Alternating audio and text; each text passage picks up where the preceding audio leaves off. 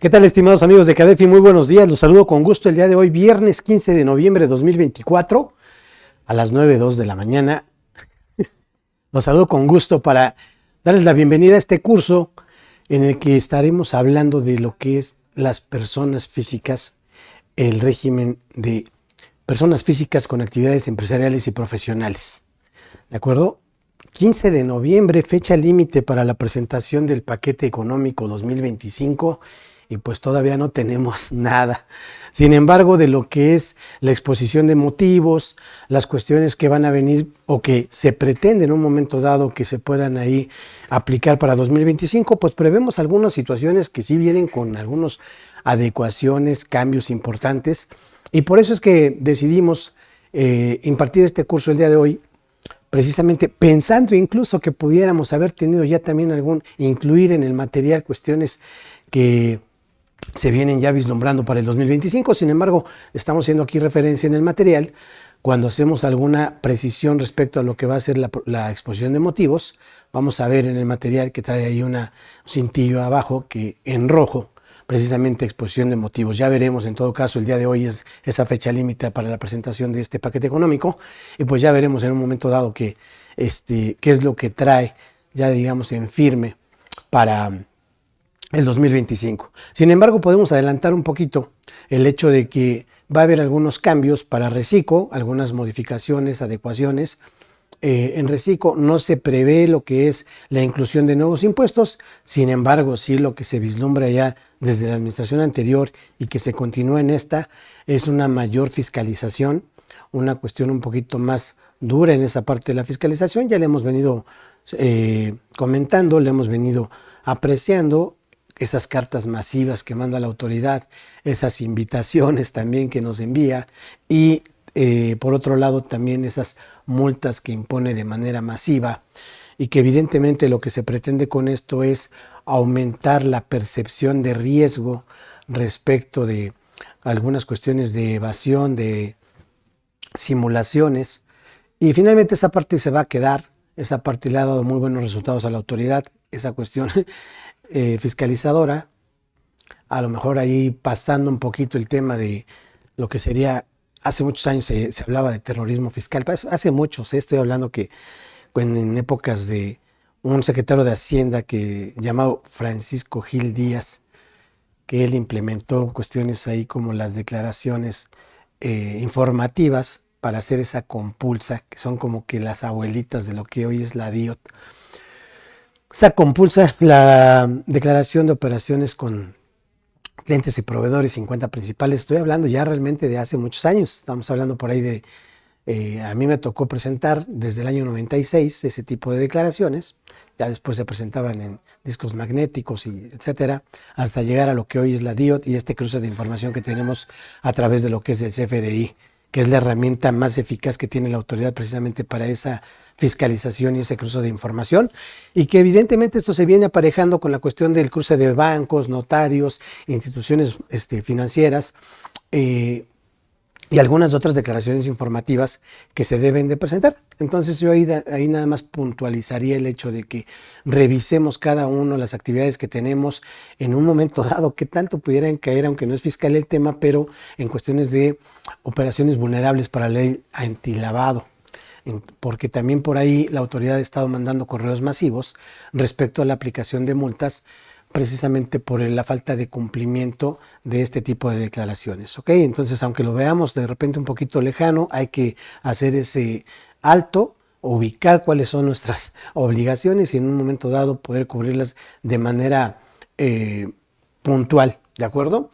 Aquí nada más les voy a hacer un esbozo en general de lo que vamos a hablar el día de hoy, empezando por ubicarnos realmente de lo que sería cuáles son las obligaciones de tributación de las personas físicas, en qué casos, evidentemente cumpliendo con algunas características, tanto de residencia fiscal, de los ingresos, para determinar también cuáles son esos tipos de ingresos que debemos de considerar, y además delimitar muy bien el hecho de cuándo nos estamos dedicando a una actividad empresarial, a una actividad profesional. Porque, hablando de estos ayeres, decíamos que hasta 2004 todavía ubicábamos en la ley del ISR lo que era un régimen por separado, el régimen de prestación de servicios llamado en su momento como honorarios y el régimen de actividad empresarial por separado. Desde 2004 para la fecha, pues obviamente estos regímenes pues ya se unifican. Pero ¿qué es importante? Pues obviamente definir en qué momento estoy en presencia de una actividad empresarial y de una actividad profesional. Quizá, digamos, habrá quien me pueda comentar, oye Octavio, pero pues la verdad, ¿para qué hago esa diferencia en un momento dado si es un mismo régimen? Prácticamente la manera y la fórmula o la mecánica de cálculo para ambas actividades prácticamente es la misma. Pues estaremos puntualizando primero para saber, oye, ¿qué diferencia una actividad empresarial de una actividad profesional? Por ejemplo, hablando, y también estaremos comentando dentro de lo que es el régimen general y el régimen simplificado de confianza, haciendo algunas comparativas. Respecto a este último régimen simplificado de confianza, que estamos hablando de esta sección cuarta, también traemos ahí algunas diapositivas especificando cuáles serían los posibles cambios y reitero y aclaro que esto que traemos en el material el día de hoy, 15 de noviembre, pues obviamente trae una cuestión de ahí conforme a la exposición de motivos del paquete económico 2025, el cual a esta hora todavía no ha sido publicado, ¿de acuerdo? Sin embargo, sí aclaro que eso es muy probable que sí quede como una cuestión ya más firme, ¿ok? Algunas modificaciones incluso que vienen en esa exposición de motivos ya se dieron. Ahí tenemos el dato del 11 de octubre en Diario Oficial, modificando algunas reglas de resolución miscelánea y concretamente hablando del reciclo, por ahí de la regla 3.13.9 respecto a la presentación de la declaración pagos provisionales y que se establece que estos se considerarían a partir del ejercicio 2024 como pagos provisionales definitivos para efectos del reciclo y en su caso la no presentación de la declaración anual, ¿de acuerdo? Ahí vamos a ir puntualizando, lo quiero plantear desde este momento para evitar alguna confusión. Sin embargo, decimos, oye, ¿y qué pasaría si yo siendo reciclo, actividad empresarial y profesional siendo reciclo, tengo algunos otros ingresos como pueden ser los que conviven en este régimen, que son los de sueldos y salarios y los de intereses? La regla es muy clara y especifica que únicamente por los ingresos percibidos por reciclo no se estaría obligado a la presentación de la declaración anual. ¿De acuerdo? Entonces me adelanto un poquito en ese sentido. Oye, ¿qué quiere decir esto, Octavio? Sí, que no presentaríamos más que pagos provisionales 2024, se considerarían definitivos para el reciclo y ya no tendríamos la obligación de presentar la declaración anual en el régimen del simplificado de confianza. Pero si tengo otros ingresos, como decimos, que pueden convivir sueldos e intereses, por esos sí estaría obligado a presentar la declaración anual. ¿De acuerdo? Entonces ahí nada más lo dejo sobre la mesa para más o menos vislumbrar algunos de los cambios que seguramente este tipo de cuestiones que estoy comentando en este momento los vamos a ver de manera repetitiva aquí en CADEFI, con los ponentes, en cursos, ya saben, en redes sociales, porque sí vienen algunos cambios específicos para lo que es el reciclo, ¿de acuerdo? Entonces, para iniciar, nada más les quisiera comentar de qué va, en qué vamos a conformar este curso, cuál es la secuencia y empezamos con las cuestiones básicas, ¿de acuerdo? Yo sé que todos, oye Octavio, pero pues si en la escuela lo hemos visto, si lo hemos practicado, etcétera, ¿por qué partir de esto? Bueno, en primer lugar, para poder tener una identificación, una ubicación de dónde viene la obligación, en qué momento estoy en presencia de una actividad empresarial, en qué momento una actividad profesional, porque esto, digamos, yendo un poquito más adelante, diríamos, pues simplemente tiene que ver con, por ejemplo, y sus dudas bienvenidas, por favor, siempre serán bienvenidas. Por ejemplo, decimos, oye, yo resulta que me dedico a la prestación de servicios de asistencia, digamos, técnica, prestación de servicios en informática o en sistemas, por ejemplo. ¿Ok? ¿Está bien? ¿Qué es lo que haces? Ah, pues mira, yo desarrollo un software y aparte yo lo implemento, pero además en ocasiones le doy mantenimiento también a lo que son las computadoras, a los sistemas. Y además en otras ocasiones también vendo el equipo. Y entonces aquí tendríamos que definir, oye, ¿qué es actividad empresarial o es profesional? ¿Cuál es tu actividad preponderante? ¿De acuerdo? ¿Por qué tendría esto que ver? Porque hay que definir realmente en presencia de qué estoy para que en un momento dado, por ejemplo, la mecánica de cálculo es la misma, ¿de acuerdo? Pero por ejemplo, para saber, se me ocurre, cuestiones de deducibilidad, de lo que yo estuviera en un momento dado adquiriendo o comercializando, cuestiones de retenciones y cuestiones obviamente de lo que va a ser identificar esos ingresos y asociar mis gastos con ese ingreso, por ejemplo. ¿Ok?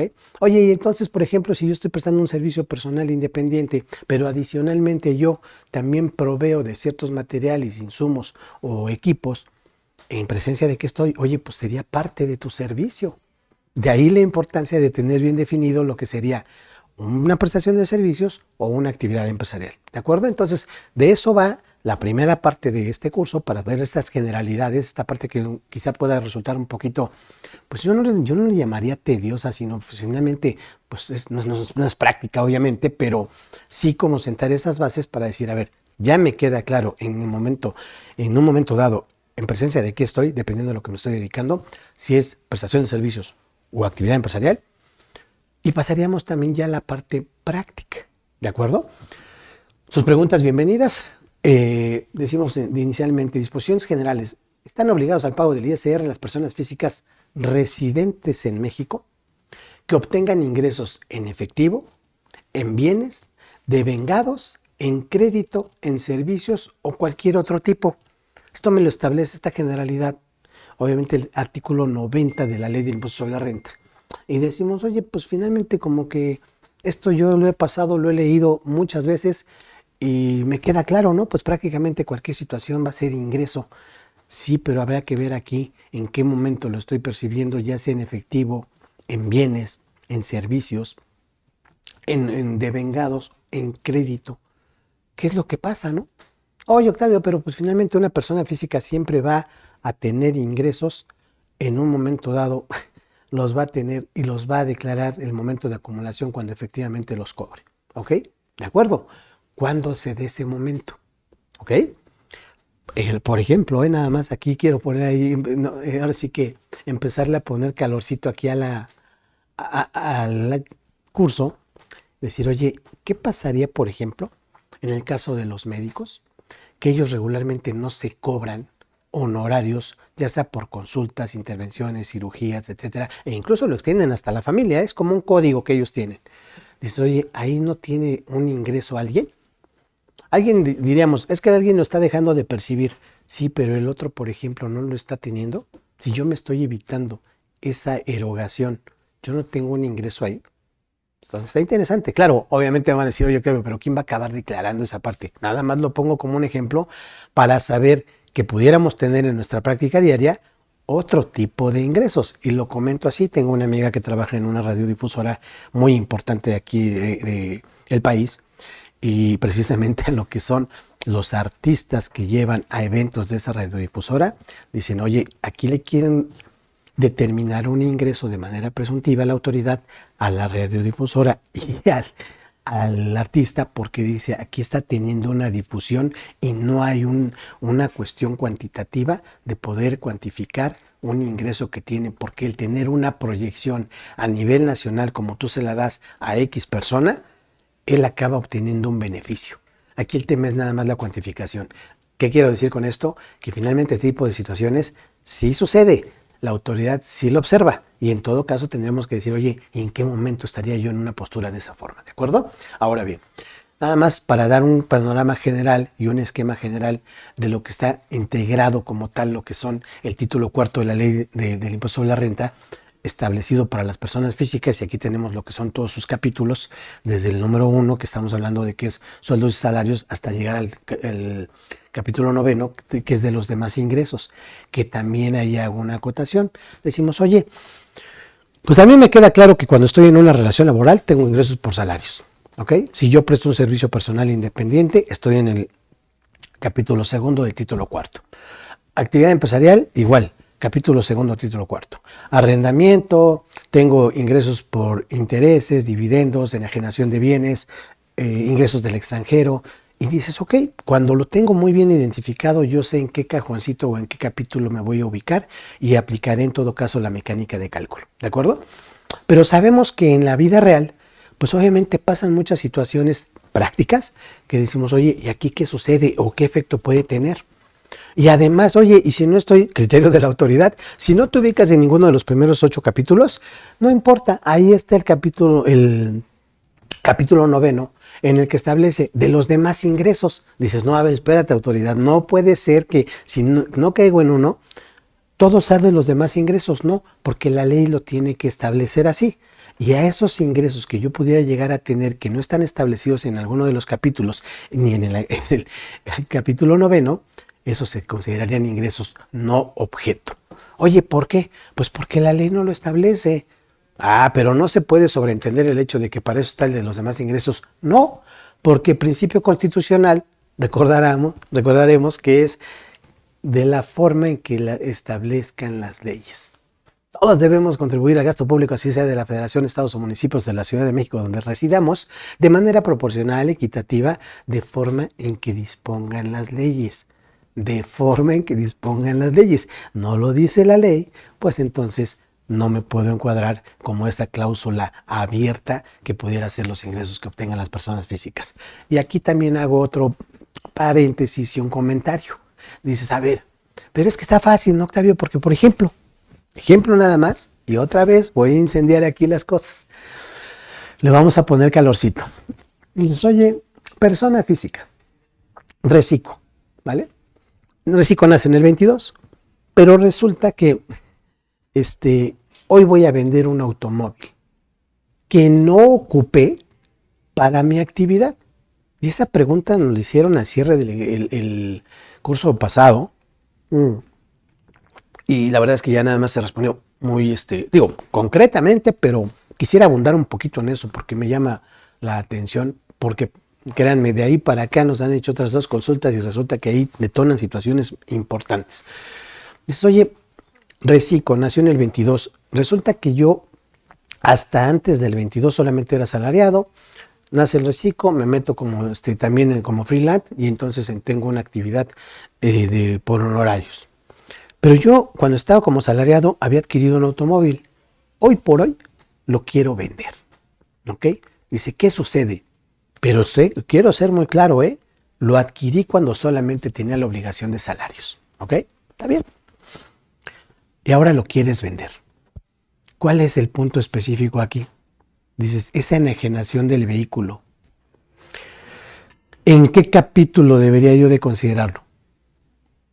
No fue parte de mi actividad que tengo hoy por Recico, Y por sueldos y salarios no tenía efectos fiscales. Dices, caray, pues si entonces tengo que ubicar en cualquiera de los capítulos, yo te diría, es el capítulo 4. Enajenación de bienes. Y específicamente hay una mecánica para el cálculo. Pero dices, oye, ¿para qué está hecho el Recico? ¿Para qué actividades? ¿Qué regímenes? Honorarios, actividad empresarial, arrendamiento y además puede convivir con sueldos y salarios e intereses. En ningún momento está aquí listado lo que sería enajenación de bienes. Por lo tanto, la enajenación de ese automóvil me estaría sacando del Recico, porque no puedo obtener otro tipo de ingresos que no sean estos que pueden convivir. ¿Queda claro? Entonces, por eso es la importancia de poder ubicar las disposiciones generales, la integración de nuestros regímenes. ¿Ok? Ahí lo dejo nada más. Preguntas bienvenidas, por favor. Ahora, de los ingresos por actividades empresariales y profesionales, ya entrando al tema en específico, decimos, ok, vamos a hablar lo que es las 4 secciones. Decimos, ¿cuáles son esas personas físicas?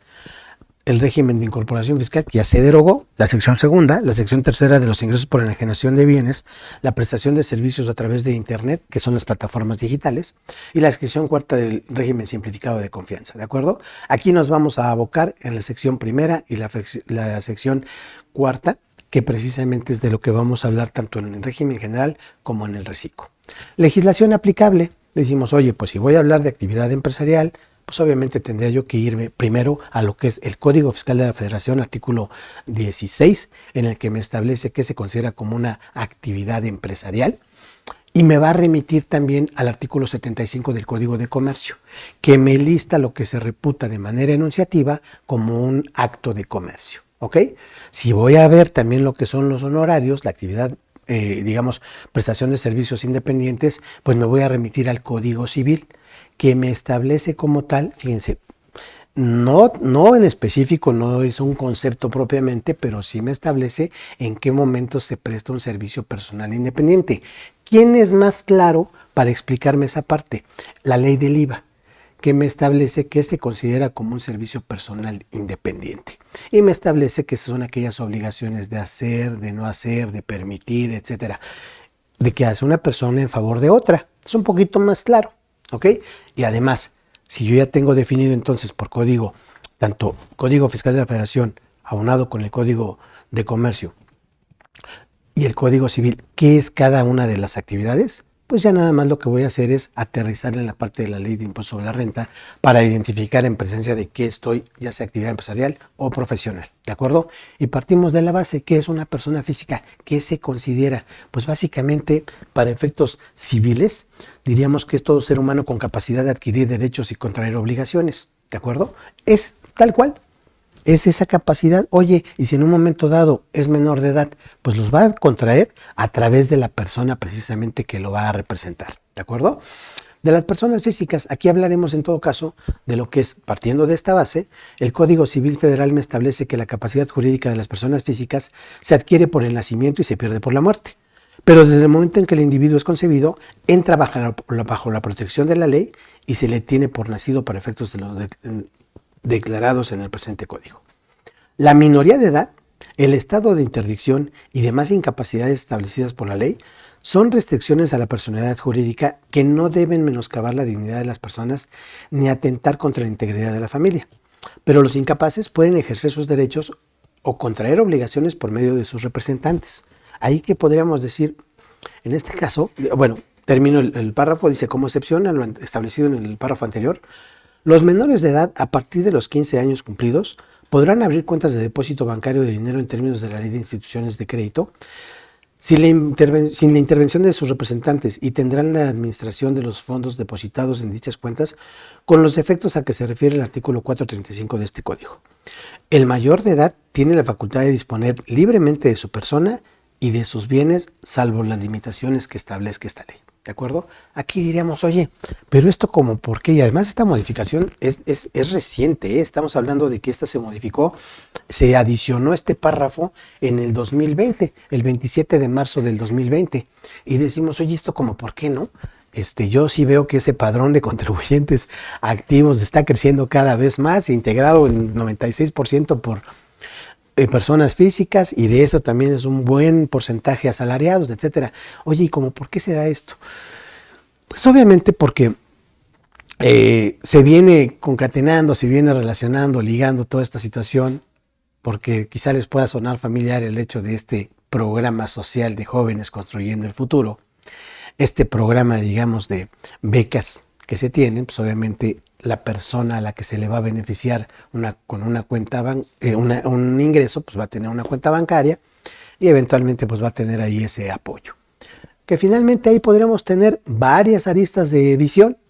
Por ejemplo, oye, pues sí lo requiero porque finalmente es para donde yo te voy a dar el apoyo, pero también lo requiero para saber en un momento dado cómo te voy a fiscalizar a través de esos movimientos que pudieras tú tener. Pero finalmente a lo que quiero llegar es que aún los menores de edad pudieran o pueden, deben ser considerados con derechos y obligaciones. El derecho obviamente lo que ampara en todas las leyes, pero también las obligaciones, y una obligación sería la de contribuir.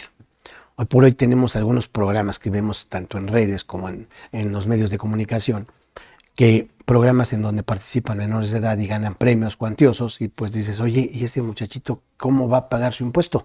Pues obviamente a lo mejor no el niño, pero lo va a hacer a partir de su representante, ¿de acuerdo? Entonces ahí es importante también identificar. Y dices, oye, por ejemplo, no la mesada que le doy a mi hijo. Bueno, en este caso estamos hablando de que es una obligación alimentaria, la que yo le estoy pagando, y que en un momento dado yo pudiera tener exenta, porque estamos hablando ahí de que es un ingreso que no va a causar impuesto, precisamente cuando se dan, ahí nada más no, ahora sí que no confundir o tenerlo bien definido en cuando estoy en presencia de una obligación alimentaria y cuando estoy en presencia de un donativo, ¿de acuerdo? Pero en cualquier caso no son gravados de impuesto sobre la renta y eventualmente nada más lo único que hay que dejar como evidencia es precisamente el origen y la aplicación de ese recurso cuando se da, por ejemplo, entre cónyuges o entre ascendentes y descendentes en línea recta. ¿De acuerdo? Esto también es importante y básicamente para que podamos tenerlo muy claro y en un momento dado saber en qué momento lo voy a declarar, en qué momento va a causar algún impuesto, en qué momento va a aplicarme alguna obligación. Aquí tenemos la primera pregunta. Ginolis, muchas gracias. Buenos días. Dice, a ver, retomando lo de la venta del automóvil de un médico.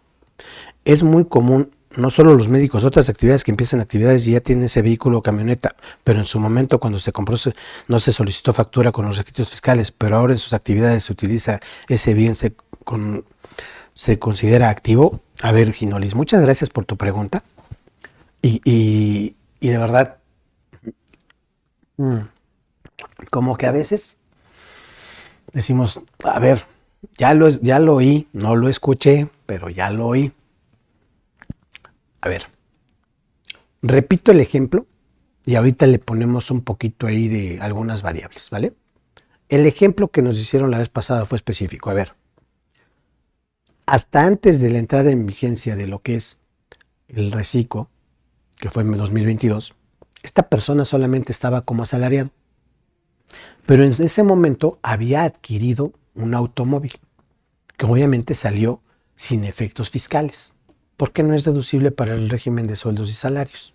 Listo, pongan el año que quieran, ya está. Entra a reciclo y esta persona que solamente era asalariado hasta antes de la entrada, decide ser freelance y empieza a tener ingresos por una actividad de servicios profesionales de manera independiente. Entonces, aumenta sus obligaciones, se considera en el reciclo, aplica para reciclo y se da de alta o aumenta esa obligación. Y resulta que ahorita va a vender ese automóvil que había adquirido anteriormente. Evidentemente ese automóvil nunca lo hizo deducible, ¿de acuerdo? Pero en este momento, ¿qué estaríamos hablando que está haciendo esta persona con ese vehículo, Ginolis? Lo está enajenando. Y luego entonces hay un capítulo específico que es el capítulo 4 de la enajenación de bienes, ¿de acuerdo? Y en ese caso lo está enajenando. Esa situación, oye, espera, así, ya te estoy escuchando, Ginolis, y si no, por favor, ahí coméntame. A ver, espérame, no, pero si yo no lo deduje, ¿por qué lo voy a tener que acumular? Precisamente, ¿por qué? ¿Qué estamos hablando aquí? Ingresos, ¿no? Están obligados al pago de ISR las personas físicas residentes en México que obtengan ingresos en efectivo, en bienes, devengados, en créditos, servicios o cualquier otro tipo. ¿Listo?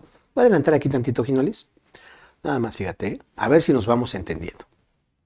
Dices, ok, ingreso. Aquí nada más estoy dejando una tesis precisamente de lo que la Suprema Corte de Justicia establece como una cuestión de qué se considera el ingreso, ¿de acuerdo?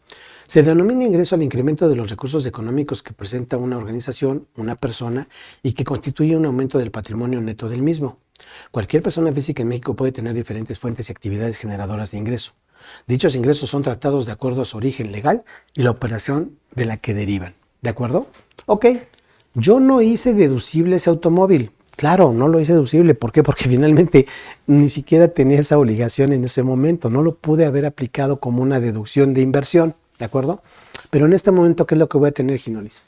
Voy a tener un ingreso y me voy a adelantar un poquito, bueno, mucho, unas láminas, porque créanme, a mí les agradezco de verdad mucho las preguntas, porque creo que esto finalmente, independientemente de ver la parte teórica, que se va ligando, esto nos aterriza un poquito más a una situación práctica, Ginolis. Y de verdad, muchas gracias por la pregunta, porque ahí vamos a ver. Miren, aquí voy a ver una parte de lo que es la venta de automóvil, para que quede un poquito más claro, Ginolis.